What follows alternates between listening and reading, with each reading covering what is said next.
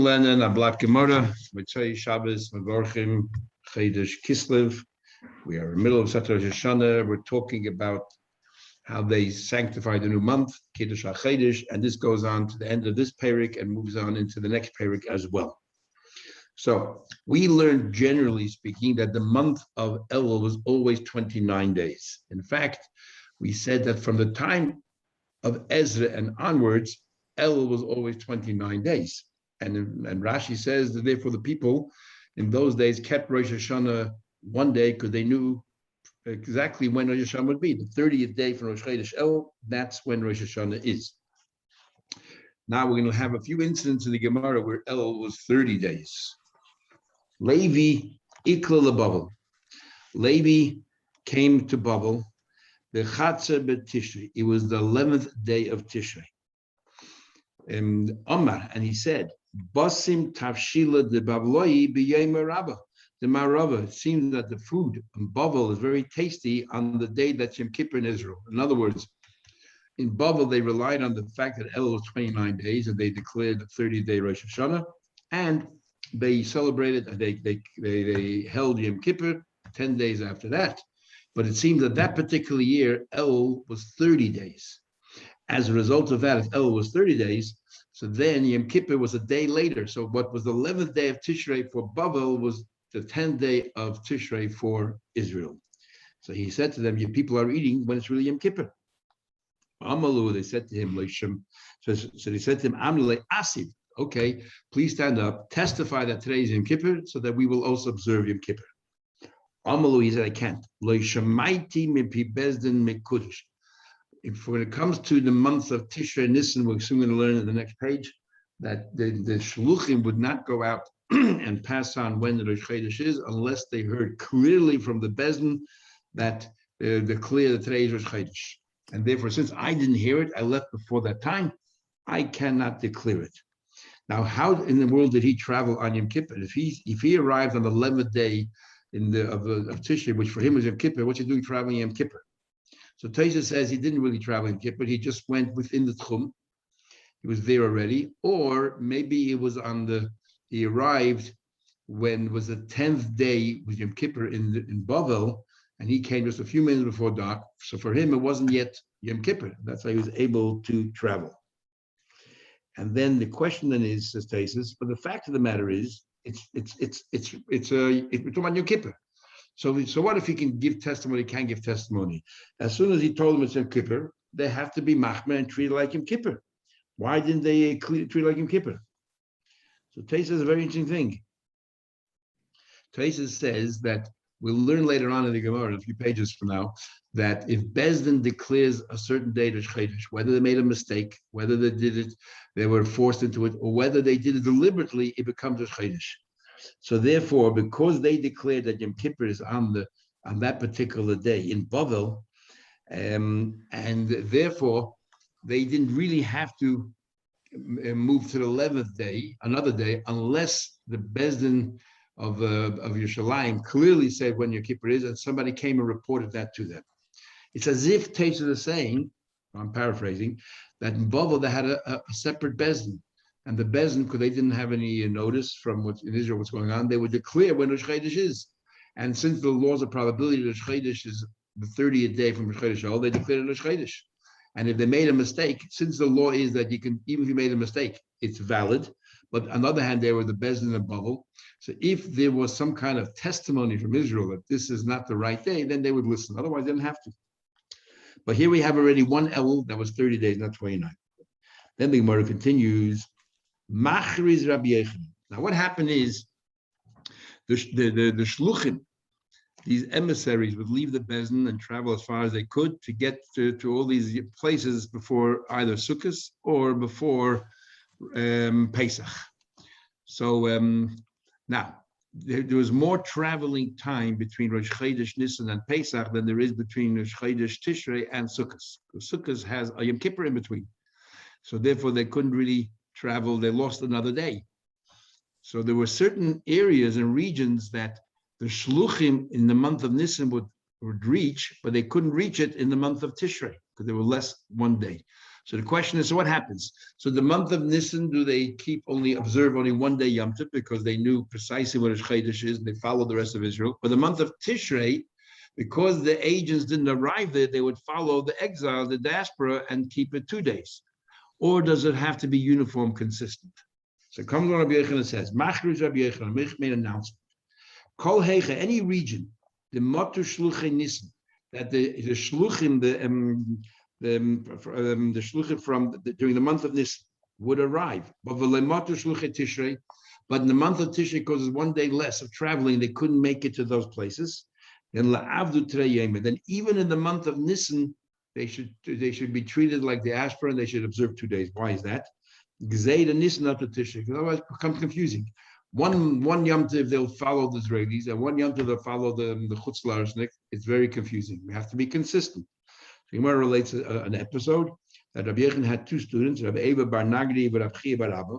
Iklu lahu asa, they came to this one of these areas. They have a matu shluchim Nisan, that the shluchim in the month of Nisan would reach there.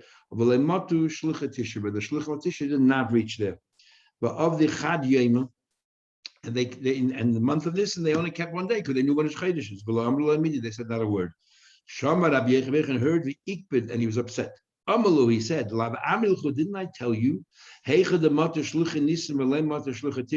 areas where the agents of Nisan will reach, and Tisha they won't, that of the Treyema, even the month of Nisan, they should keep Pesach 2 days, like in Chutz La'aretz, because Gzeira Nisan Atu Tisha, because otherwise it's confusing. They'll mix up.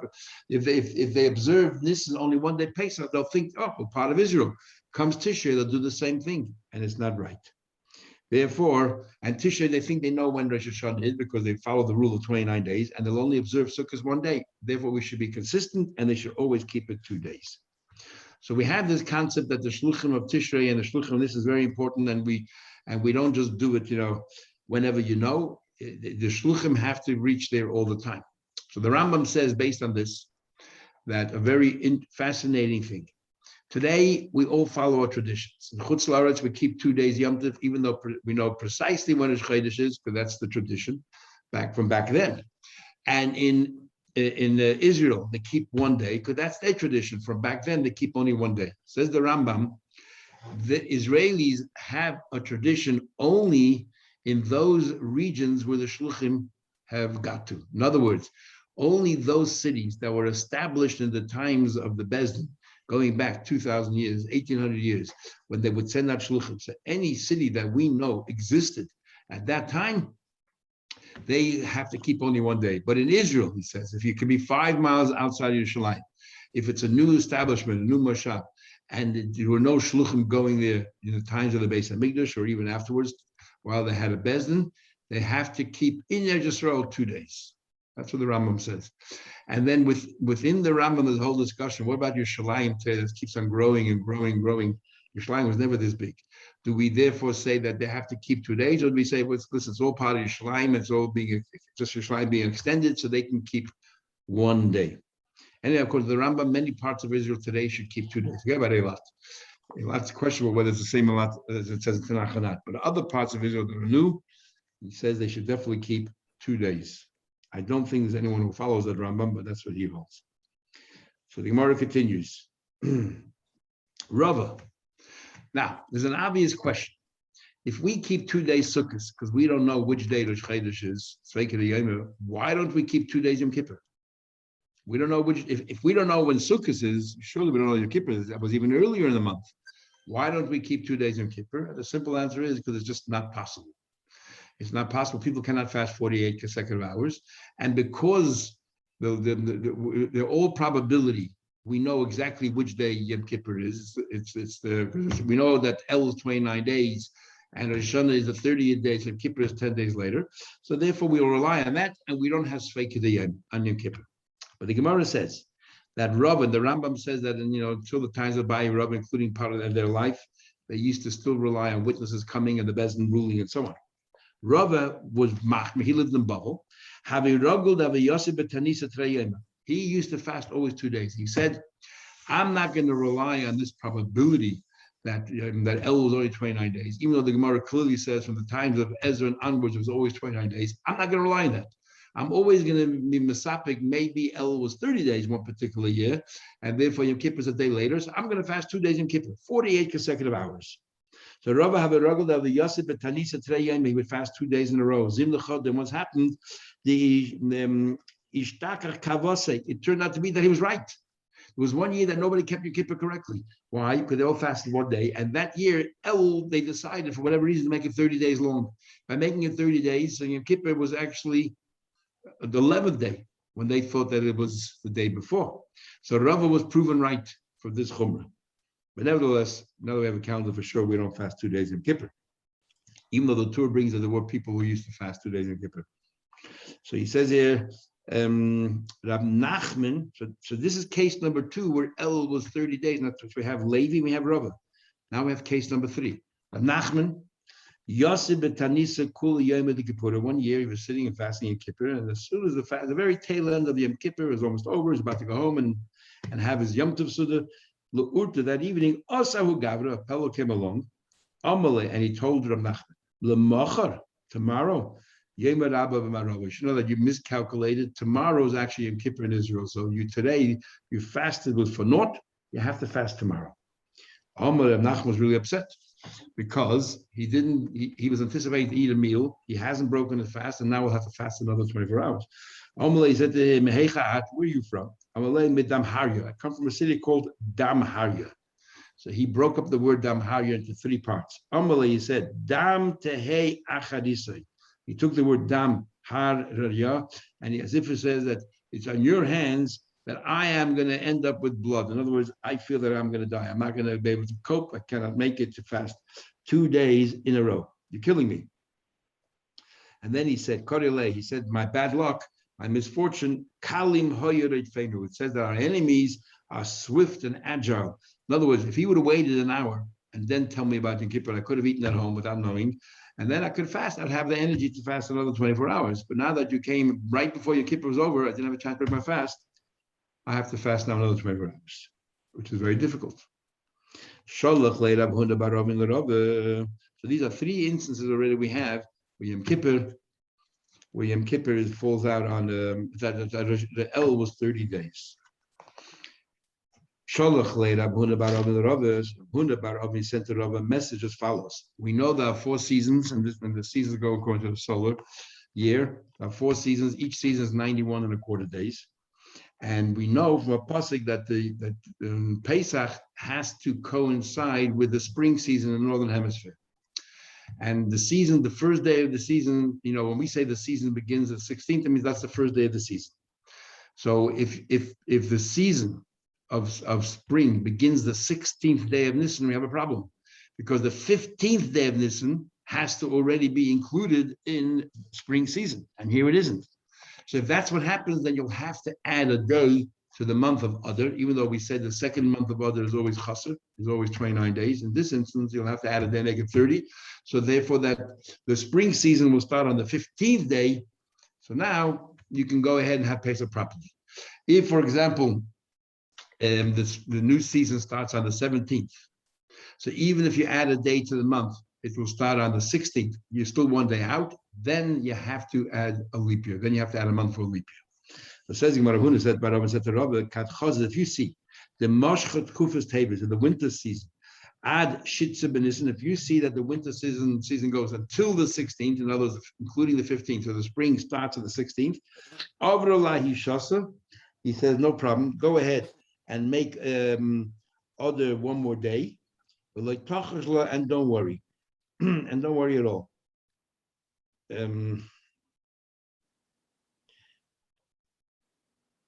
Was it sorry? Yeah. The Chesiv, it says Shmoed is Chodesh Av. It says in the pasuk that you should guard, you should protect the spring, and we know that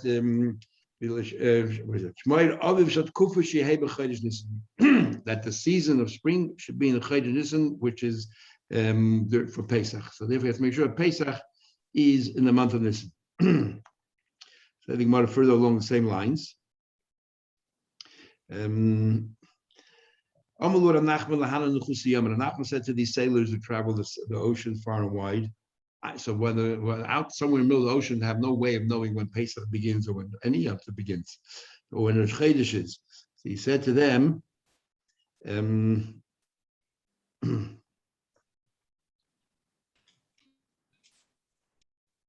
do you call it? He said to them, you don't know, if you see the month, the mashlim liyoma, if you see the, how do you know when Pesach is, Shavuos? If you see the moon, the full moon, the larger the moon as it waxes, you can see it later into the night. And when the moon is a full moon, you can see it actually right to the morning. Sometimes you go to shul in the morning, shachrit, you can still see the moon out there. So he said, if you see the full moon, the mashlim liyoma, that is going actually into the day, is then you should know that be'ira chamira. That means that this is the time you have to burn your chametz. The obvious question is, that's the 15th day of the month. You should burn the chametz on the 14th day of the month. Says the Gemara, Amos mashlim b'chamesa. When is the moon complete? On the 15th day. That's when it goes right into the morning. And we need to destroy the chametz at Pesach on the 14th day.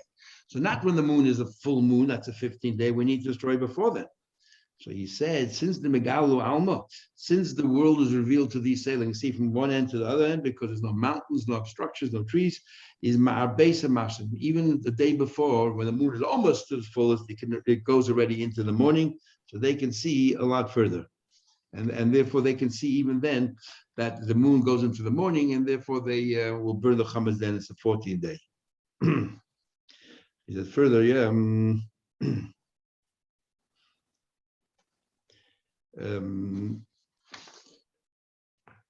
so actually what happened is that when he told them don't worry about it, he meant not add another day, he meant add another month of Adar. When Rabbi Ravin, what Avhuna Bar Ravin was telling to Rabbi is that if the season starts on the 16th, we need that the whole Pesach should be already in the spring, including the current Pesach. So therefore, we need the season to begin on the 14th. So what you should do is you should have to add an extra month so that we can bring it Pesach into the spring season.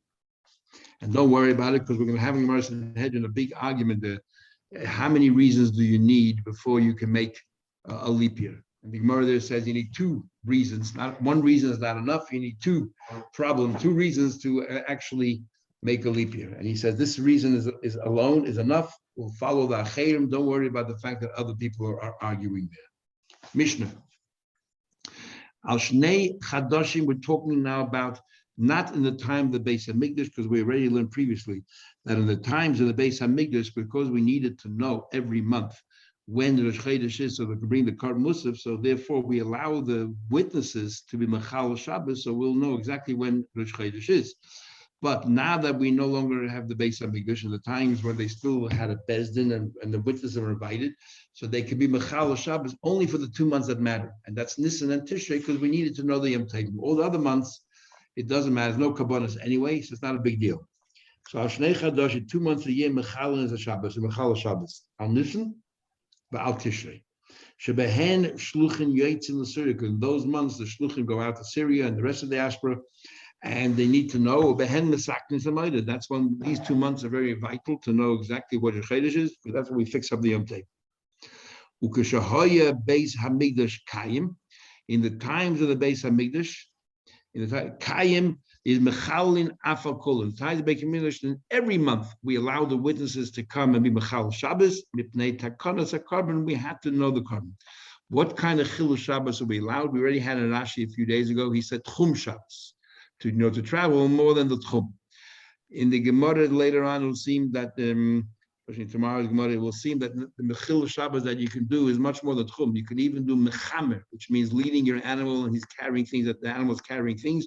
You can do that, but it's not skilled. And others say you can even carry, which is even skilled. The Torah allowed the Eidim to do whatever it takes to come on time so that the Bezdin can declare that it is Chodesh. Provided, and we'll see in the Mishnah tomorrow, provided that they will get there on Shabbos. If they won't make it there on Shabbos, they have no right to Mechal Shabbos. They have to get there on Shabbos with enough time that the Bezdin can declare Rosh Chodesh that day. If by the time they get there it's too late, then why would they Mechal Shabbos? Even if they wouldn't have arrived, we would anyway make Rosh Chodesh the following day. Says the Gemara. You're telling me Al Beis Chadna. We are only Mechal Shabbos for the witnesses. When it comes to the Shluchim, they're not allowed to be Mechal Shabbos at all. There's no excuse. It's only the witnesses who are allowed to be Mechal Shabbos. Says the Gemara,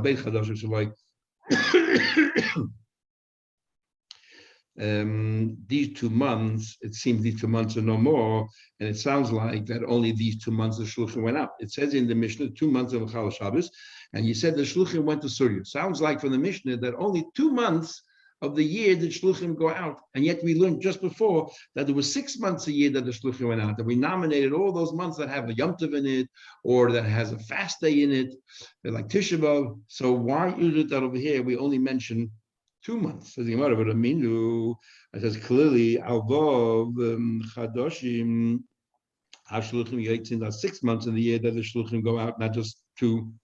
This is how you're supposed to read the Mishnah. Al kulon shluchin yitzim be'erev. Generally speaking, all the months of the year that the shluchim travel, when do they travel? The night after they the night, as soon as they know that they're going to be mekadosh the chodesh. For example, if they saw the new moon themselves, so they know that tomorrow the bezin will be mekadosh the chodesh. So they heard that bezin tomorrow mekadosh the chodesh. Then they would go out and travel already that night. They would leave, give themselves an extra day. But the 2 months of Nisan and Tishrei, they would not travel unless they heard about it. Because just because everyone saw the moon, sometimes you learned before, the bezin would tell the witness, you know what, don't say a word. We have our reasons, but we want to add another day to this to this month. So they couldn't go out and travel and tell people when Sukkot is a Pesach unless they heard clearly the bezin say Mekudesh. And even those Chadashim, which is full, let's say 30 go by, those Chodesh has to be the 31st day. They still would not go out the night before because we don't want the Aiden to be confused. If they're going to go out the night before for the 31st day, the next time that it's a 30th day and they know for sure that the Bezin is going to declare it, they'll go out the night before. And we don't want that to happen because Bezin can always change their mind to the last minute. So therefore, Al Kulon Shluchin Yitzim Be'erev, Al Nisan Val Tishrei, but the month of Nishan Tishrei, Ad Yishmu with Bezin Mekudesh, until they hear it from a Bezdin, they hear the Bezdin say Mekudesh. And therefore, all the other months, they cannot be Mechal Shabbos. Because they can, why can't Mechal Shabbos? Because there's nothing to be gained by it. If, let's say, Shabbos turns out to be the 30 days of Chodesh, so when would they go travel? Let's say Shabbos. If Shabbos, no witnesses show up, so Sunday becomes the 31st day, and if Sunday is the 31st day, they'll anyway go out Mitzvah Shabbos because they know tomorrow it's inevitable to have to be Rosh Chodesh. That's all the other months of the year. So there's nothing to be gained.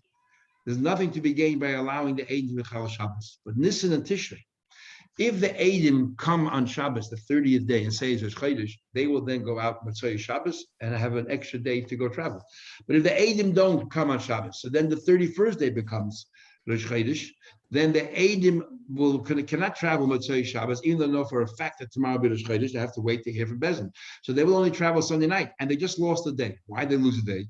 If Sunday is Rosh Chodesh, have the same amount of time. No, because if Sunday is Rosh Chodesh, then when would Yom Tov be? Also on a Sunday. Now suddenly you have an extra Shabbos. You have 2 Shabbos in between Rosh Chodesh and Yom Tov. If Rosh Chodesh falls out on Shabbos, then Yom Tov will be on a Shabbos. So you only have 1 Shabbos in between, and you start traveling with Shabbos, so you have full 2 weeks to go out there. But if the Eidim are not Mechal Shabbos, so you're going to declare Sunday Rosh Chodesh, and Yom Tov will be on Sunday, but you lost an extra day. You lost the second Shabbos that you cannot travel. So therefore, there's something to be gained by allowing the witnesses to come on Shabbos. And that's what Gemara is saying here. So Gemara Tainamach, we learned similarly. Al Kulon Yitzim Be'erev, we learned similarly that every Rosh Chodesh they travel the night afterwards. But on this Tishrei, they have to hear from the best. Talk about we learned.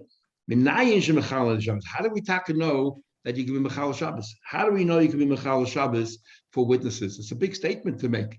That, a bold statement that witnesses you can travel on Shabbos. It says in Pasuk, Eile Moyadei Hashem, the following are the Yom Tovim. Asher tikru oisim, you must declare them. When do we declare the Yom Tov on Rosh Chodesh? Bim Moyadam, the right time. That means even if it's a Shabbos. So Yochel, I would have thought, if we suspend the rules of Shabbos when the witnesses allow the witnesses to come, perhaps we should suspend the rules of Shabbos that the Shluchim should also be able to travel on Shabbos. Yochel, I would have thought, Kishem shemechalin achi yiskachu, just like we're mechal Shabbos to allow the bezin to be mekadesh, kach mechal achi yiskaimu. Maybe we should mechal Shabbos for the Shluchim to travel as well. Talmud Leimer, the Pasuk says no. You know when you say only asher tikru oisam, the only allowance you make is tikru oisam, that they can establish, they can call out the beznik of the Klerush Chodesh. Al kliyasam atem mechal, only for calling it out. But the yatem mechal al kiyumin. But you cannot be mechal Shabbos for witnesses to go, for the shluchim to go and travel. There's no allowance for that. Says the Gemara, while the Mikdash was existing, Mechalon, Afa Kulon, the carbon, every month they were Mechal Shabbos, so we should know to bring the right carbon on the right day.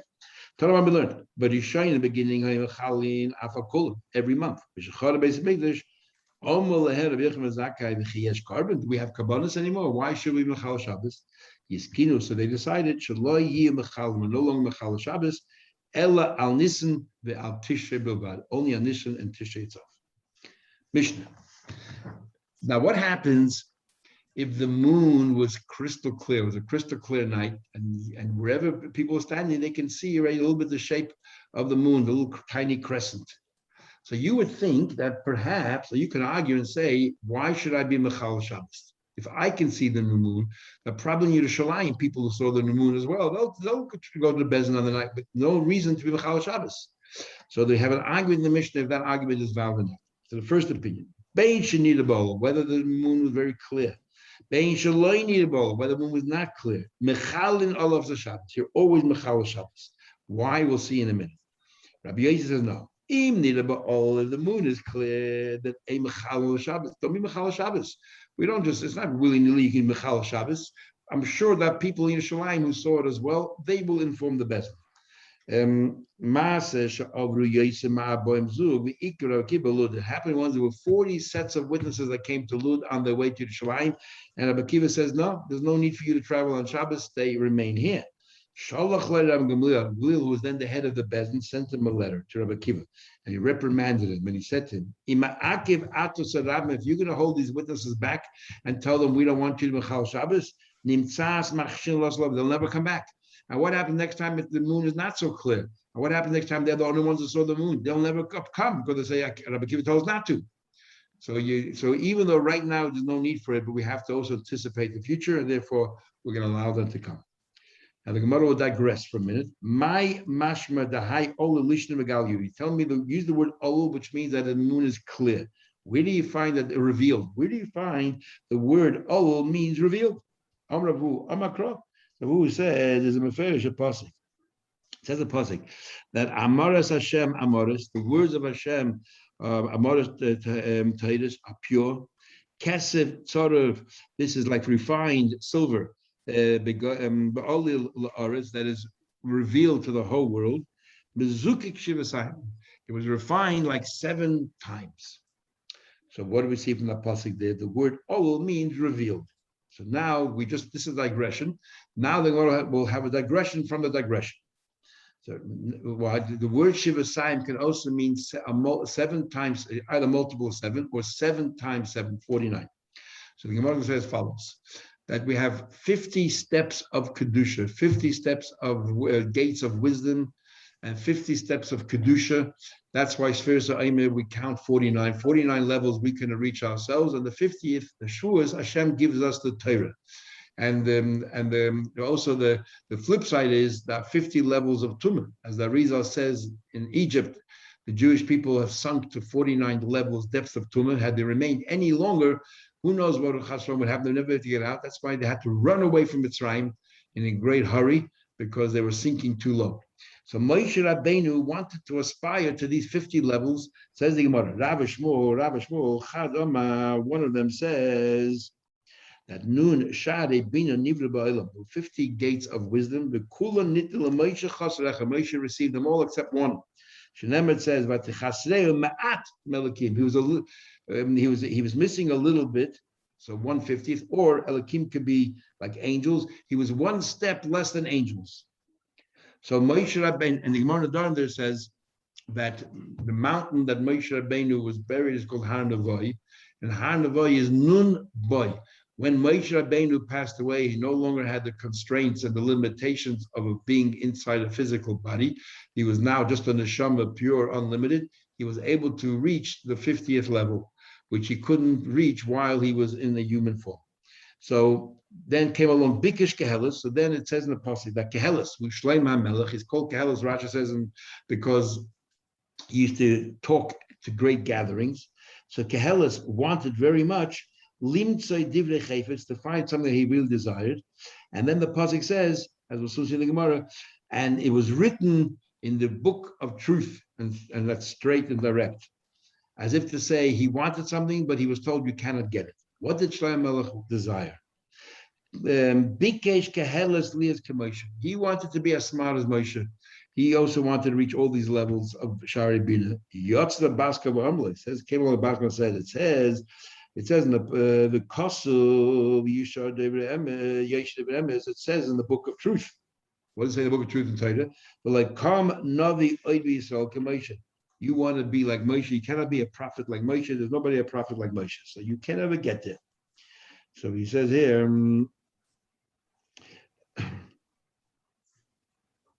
the Chad Amar, and the other one says, B'neviim like come. No, that was not the response. Okay, you're right. The pasuk says there was not a Navi similar to Moshe. Amongst the prophets, there was no one equal to Moshe. But the Malachim come, but a king is different. Moshe Rabbeinu was also a king as well. We had in Gemara's Vachim. But a king is different because the king represents the entire Klal Yisrael, and therefore by king, he could equal Moshe. Now, whether he meant to equal Moshe in wisdom or he equaled Moshe in prophecy is not clear from the Gemara, but he was equal to Moshe in some respects. What it was his desire that Hashem denied him. He wanted, because he was so smart, he wanted to rule based on his gut feeling. In the case of those of the two women who claimed the child theirs, and he came along and said, let's cut in half. There's no such halacha, but it was his way of dealing with it, being the intelligent person that he was. That was his first din Torah that he had after he was granted the blessing to be the wisest of all men. So he wanted to be able to judge based purely on his gut feeling. Shaloi be'edim, shaloi be'hasra, no witnesses, no warnings. Yotzla Baska, came along a voice from heaven, and said, because of Yeshiv Emesh, that was written and recorded in the book of truth, Al Pishnayim Edim. Doesn't matter how smart you are, you got to follow the rules. And the protocol is you have to have two witnesses. That's how justice is meted out. And let's just finish to the Mishnah. The following page of Chavbez of Aleph. Ma'aseh she'avru yosem abayim zug, there were 40 pairs of witnesses that passed by. The Ikvod Rabbi Akiva held them back. Tanya, we learned, Amar Rabbi Yehuda, chas v'sholem she'Rabbi Akiva, there's no way in the world Rabbi Akiva to hold them back. Ela shezefer rosh shel Gador, there was a person called Shezefer. He was the head of the city called Gador, and Ikvod, he held them back in the city of Gador. He's the one who held them back. And why is Rabbi Akiva being even blamed? We can say that Rabbi Akiva was blamed because he knew about it and he didn't protest. Didn't object to it. Heard about it, and he demoted this Shezefer from being the head of Gidor for doing what he did. Now, some say the Meiri holds that the only thing that you permitted to do Chil Shabbos is Tchum Shabbos, which is the Rabbanon. But in Mora Erev and the Fitzayin, we learned that Rabbi Akiva holds Tchum Shabbos is from the Torah. So maybe that's Rabbi Akiva held them back from Chil Shabbos, consistent with his view that you cannot. It's too long of a distance, too far away. You cannot violate an Issa the rights like Tchum Shabbos, and that's what our Mishnah perhaps held of stories with Rabbi Akiva and consistent with his view. Okay, that ends today's Gemara, and you should all have a good week, a Shavua Tov, and we'll see you next Shabbos and Mitzvah.